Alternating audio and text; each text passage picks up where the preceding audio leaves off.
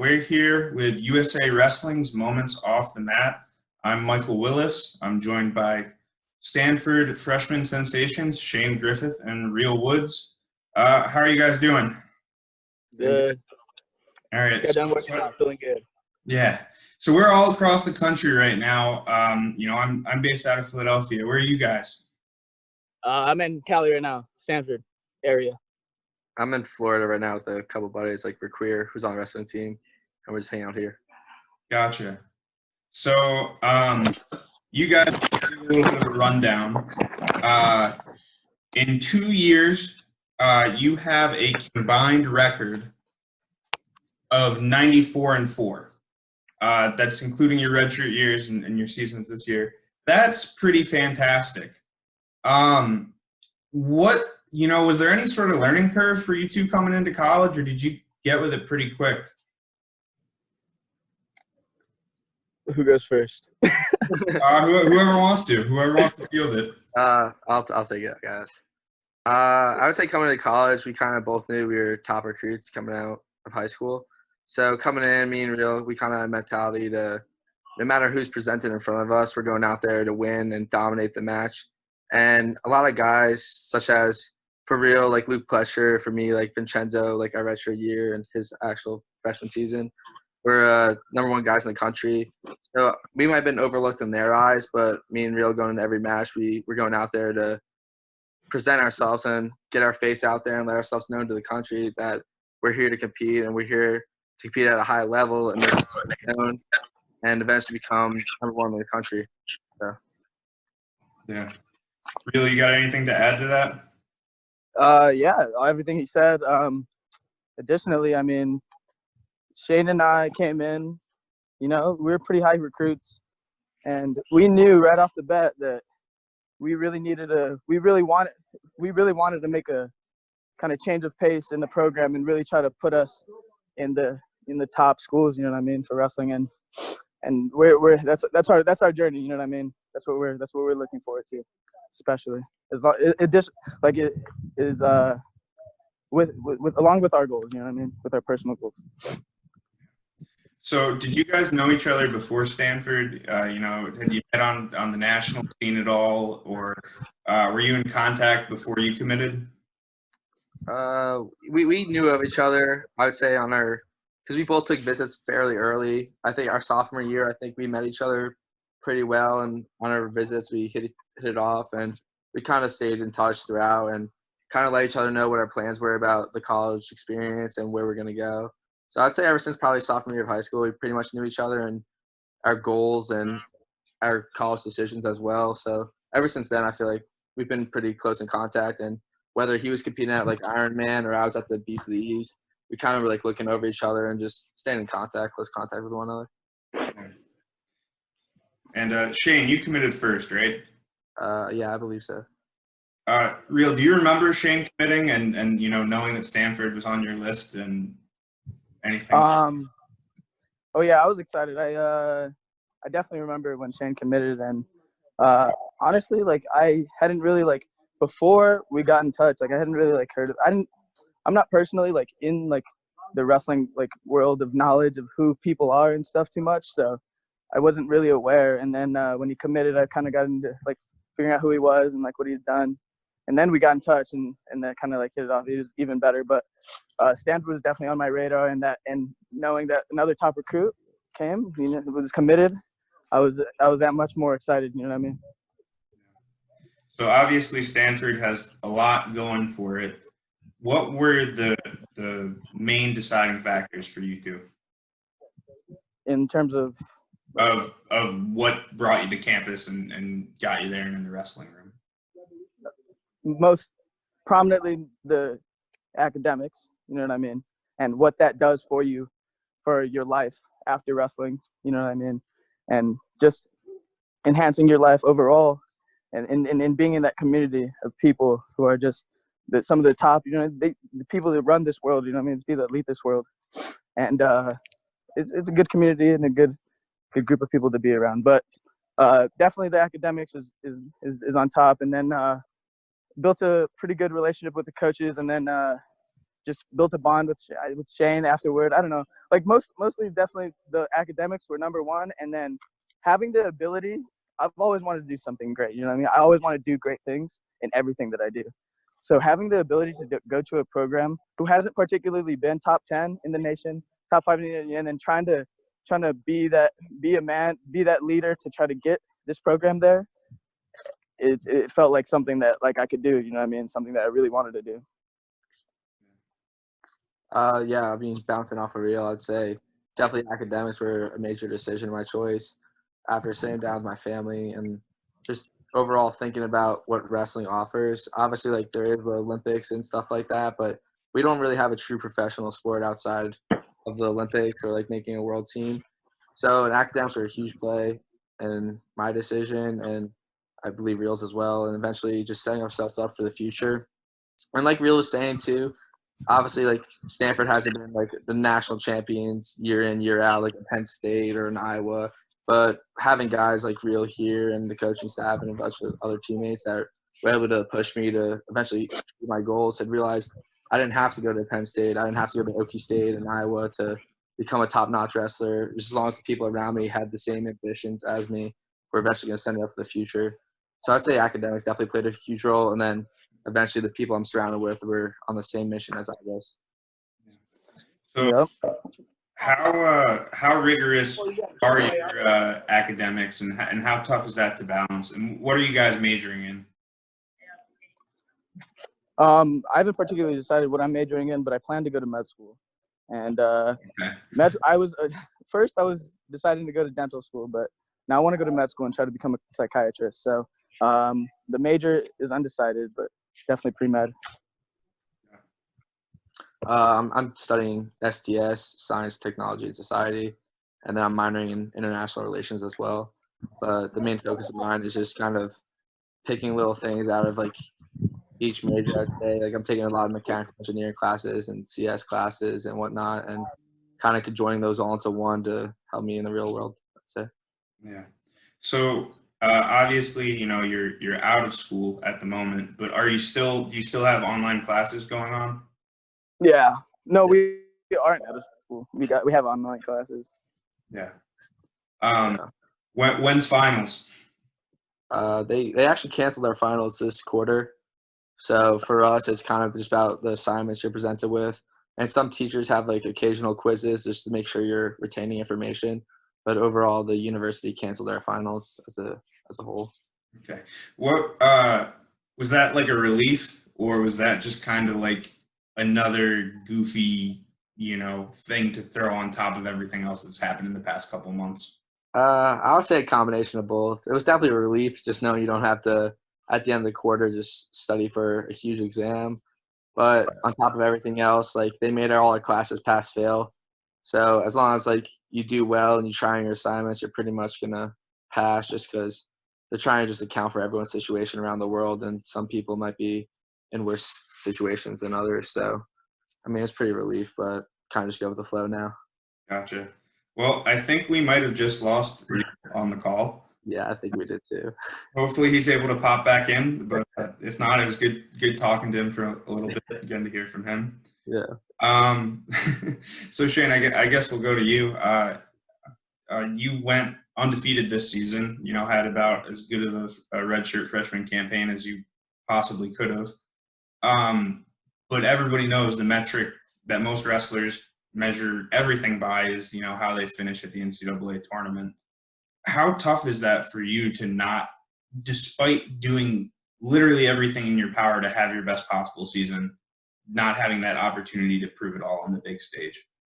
It hurts a lot, honestly. And I remember our coaches calling us in to tell us before eventually the NCAA will release it. And I just remember the instant heartbreak he gave me, and Real as well, and Tyler and a bunch of other guys in the room. But for me, especially just because I look at what like people say online, obviously, it's just like people – I think I'm a very overlooked wrestler as it is, just because I haven't had the opportunity to wrestle guys such as Vincenzo or Marinelli or an Isaiah White. But eventually that's not my fault. I've wrestled every match I could have wrestled. I've wrestled in every tournament our team did. And I actually know I was talking with Coach Borelli before the season, and a lot of teams actually turned us down on duels. I don't know really why, but and I don't know why I get overlooked in that aspect because I did everything I could have, and I know people are still gonna hate on me and say that I wasn't the best or I wasn't top tier, but it's fine with whatever I say because at the end of the day, I'm undefeated right now, and I'm gonna keep just wrestling my match and hopefully stay undefeated. But who knows? And I just hope to make my name known and try to get respect from everyone out there that I am a top tier guy and I can hang with anyone in the nation. Yeah. You were actually the only undefeated wrestler in your bracket, and you came in the 3 seed, the number 1 being Alex Marinelli, number 2 being Vincenzo Joseph. Obviously, 2 guys that have really established themselves in the college ranks. But did you think it was like a little weird getting the 3 seed despite being the only undefeated guy? And he's back. We got Yeah. My phone died. all good. I was just asking Shane about his thoughts about being undefeated and getting the number 3 seed in the bracket.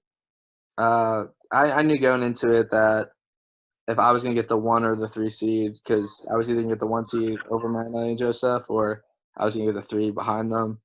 And it goes back to what we were saying. They've wrestled each other. Their losses or to each other. So, like, nothing but respect to them. They definitely earned their seeds, and that's fine. But back to what I was saying before, like, I wrestled in every match I could have. I didn't sit out anything. I think I sat out 1 duel, maybe Cal Baptist, which I don't really think would have affected my seeding at all that much. So I did everything on my part that I could have done, and then it's basically up to the seeding and NCAA and organization as a whole to whatever they decided. But when March comes around, it's, to be the best, you got to beat the best. So eventually the bracket was just going to outplay itself. And we didn't have the opportunity to, of course, but there's always next year, I guess.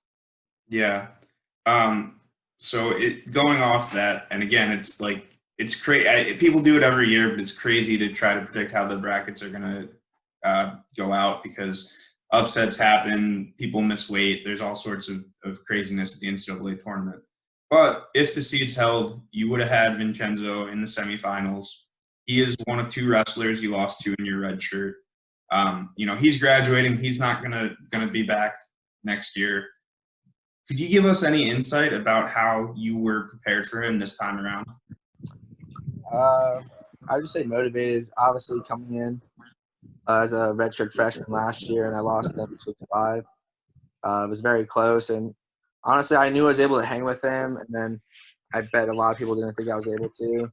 But this year is about going out there and getting the W and eventually avenging that loss and showing people I am a top-tier wrestler, and it wasn't just a fluke or anything. But I guess the main thing was just confidence coming into it. I was undefeated. He had a loss, and I knew I had a close match with him. He definitely knew I could definitely stay in the match with him. So I was just going out there with confidence and hopefully pulling out the W to go on the next round. But nothing respect to him because he's a 3-time finalist, 2-time champ, and he was on pace to be one of the best. Yeah. All right, Real. I'm going to ask you like the same kind of questions I was asking Shane. What were your thoughts when you heard, you get the 3 seed, looks like you're poised for a breakout NCAA tournament, and you get the call and it's canceled? A lot of things, a lot of emotions flying. Heartbreak, you know what I mean? Just everything. It was a lot, very emotional time, but I'm the type of person to experience something pretty like that and understand that that's how life is, and life will knock you in the teeth like that, no matter in any area, you know what I mean? So, and the ones who are the best, bounce back the right way. So I'm just ready for the next year, you know what I mean? I don't like to dwell. I don't like to talk. I don't really like to talk much about, what if, whatever. Like, no, I'm ready for the next year. You feel me? Yeah. So you taking 2 losses in college, and they were to Pletcher and Lee, who were the 1 and 2 seeds respectively at the tournament. Next year, Pletcher's going to be gone, but Lee's going to be back. And again, you haven't wrestled him since last season. Are you looking forward to maybe renewing that rivalry a little bit? Absolutely. Absolutely. No doubt. So, yeah, absolutely. I'm really excited for that. Yeah, that's all I have to say. Yeah. So being as young as you guys are and having as much success as you are. Success breeds success. You two are going to be, key cogs in the Stanford wrestling machine going forward. What can you say about what that process is going to look like?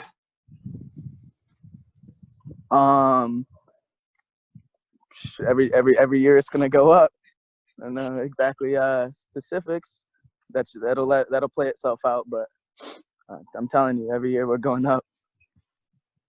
Yeah, I would say the same thing. Just I think people really need to realize that you could succeed anywhere as long as you have people on the same mission as you, such as, like, for example, just me and Rio. And we got guys like Dude and another top recruit coming in. And people, I think, just lean too much on the programs itself, such as in Iowa, Yeah. like before in Iowa. Sorry to cut you off. Lean too much on the program, don't lean enough on what they can do themselves. Exactly. You know what I mean? With the people around them. Yeah. So something like me personally I'm looking forward to is every year Real pretty much wrestled in front of me every match. So watching him go out there, dominate, show who he is as a wrestler, as a person as well, it kind of motivated me. I was like, all right, let's go. Let's do this thing. And then 3 matches later, I'm up. I'm like, let's keep this momentum going. Let's build something for the team. And I think that's what people need to realize is obviously the programs itself, nothing taken away from Penn State. Obviously, they're a great program, and they have great kids that are all on missions to be national champions. But there's people like that everywhere. And, for example, it's me and Real right now, and we're on a mission, and we're trying to get our names out there. Nope. I actually last year, I think I remember, Bryce Meredith made a post, and it was literally about exactly what we're talking about. How it doesn't matter. It's not all about the big name, the big program name. You know what I mean? It's about what you do yourself. It's about the motivation that you have for yourself, and what you can do with that. That's what's going to create the results. You know what I mean? Yeah. So your program has been sending guys, or Stanford guys have been competing in off-season tournaments, freestyle and Greco. Shane, I know last year you were at Junior World Team Trials. Gabe Townsend made a U23 World Team. Can you talk a little bit about, competing in the off-season and doing the freestyle and having guys on your team do Greco too, and kind of what that brings to the program and helps you guys improve? You can answer this one. I'm not particularly that huge on the. I haven't. Yeah, I got you. I think it's just more about just wrestling all year round. Obviously, I'm a firm believer. You can ask Real himself. I'm a firm believer in taking time off. I take a lot of time off, especially in the off season, especially in the summer, because I believe it's good to get out of your realm of the usual. And the wrestling season is so long to begin with that I believe you really do need a break from it. But then coming back and wrestling in freestyle Greco, obviously it's not meant for everyone, but I think it's just great being on the mat when you can and just getting your name out there as well. Like, you got guys like Gabe who get to travel the world and wrestle foreigners and experience different styles and compete at a worldwide level, and I think that's awesome to begin with. So obviously the ambition and drive is not for everyone, but I think it's definitely something for high-level wrestlers to keep wrestling year in, year out, and I don't know, just getting their name out there in different styles. And I like freestyle as a whole. I know Real's good at both, but I hate Greco, to be honest with you. What does Nate Engel say about that? Oh, he hates it. He tries to pull me out every practice. He'll try to teach me something Greco. I just walk away. I can't do it. I hate Greco more than anything. Oh, that's controversial. I'm sure Coach won't be too happy seeing that in the interview. He won't be happy. Love you, Nate. I got you, Nate. I'll hold the Grecos. I'll hold it down. So going forward, I mean, everything in the immediate future is in flux right now. But going forward, do you think we see, either of you guys or both of you guys at some more off-season events and some more, age group world team trials, that sort of thing? Most likely. Yeah, I mean, we kind of established the go with the flow mojo of it. So I don't know, whatever happens, but we're definitely just trying to get our names out there in whatever way, shape, or form we can. And obviously, we both did very well last year at the I guess, the country level. And Real got hurt, unfortunately, and didn't get to compete for the world team spot. But obviously, we compete at that high level, and I don't know, wherever life takes us, we're going to take it one step at a time, and wherever the flow takes us, really. Yeah. Yeah. So obviously, no wrestling going on at the moment. How are you guys dealing with that and staying in shape and, keeping yourselves sharp or somewhat sharp? Yeah, well, at first, obviously, I took a little time off, a few weeks, but definitely been back on it lately. And personally, been trying to like make a little schedule for myself. I actually moved back out here to Cali, back to school on campus because I got housing approved. So personally, I'm just working on building a schedule for myself and sticking to that schedule. Like I said before, though, I'm a firm believer in taking some time off. So no matter how long it is, I feel like I'll always get back to my groove and wherever I feel comfortable at. Obviously, everyone's a little dinged up after the season. Got to take some time off to all the small nicks and knacks of it. So I'm definitely taking some time to heal. But then our coach did a good job, I could say, in setting us little workouts, little body weight exercises, and some technical videos they want us to look over or try to do with someone you can. So I have guys like Rick Weir here with me, so I could do stuff with him, and I know Real's definitely finding ways to stay on the mat. But overall, I mean, we both just live for working out in some way, shape, or form. So we'll always find a way to stay in shape, get the workout in, and develop our skills. Yeah, it looks like Real's going for a jog right now. It probably is. No, I'm gonna This grab dude's them. running for wrestling, Matt. This kid can't put off the mats. We talked about a lot of good stuff, so I think this is a pretty good place to wrap it up. But I appreciate your time, and good luck next season, and expect big things from the Stanford program. Thanks so much. Appreciate it. Have a good one. Yep. Have a good one.